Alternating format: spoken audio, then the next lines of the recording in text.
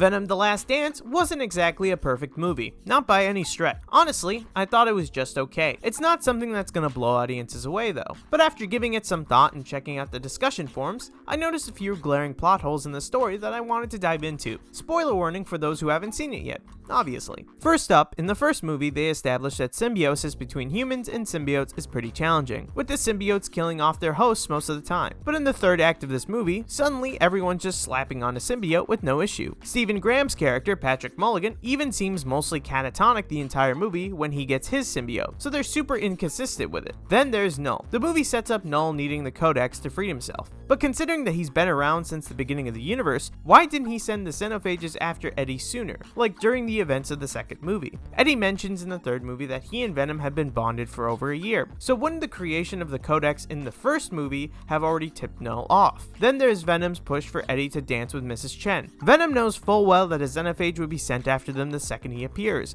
so was he really willing to risk Mrs. Chen's life for a dance? That just felt strange and oddly out of character for him. Lastly, there's Reed Scott's character. He plays Dan, Eddie's ex's new fiance in the first two movies. He initially scanned Venom in the first movie and helped fight back against Carnage in the second one. But this time though, he's backed, but it's Strickland's boss for some reason. They never actually show his face, but he's supposedly still credited as Dan. I missed it on my first watch, and honestly I'm not gonna go see it again, so if you catch his name in the credits listed as Dan, let me know in the comments. It'd be such a weird jump for the character, and they never explain who this guy is supposed to be beyond being some boss. So I think either they just brought Reed Scott back to play this separate character entirely, or his character of Dan suddenly got a promotion up to some shady government program type. But those are all the plot holes that I can really remember and really study from my initial watch through of Venom: The Last Dance. But if you spot any more, let us know in the comments down below.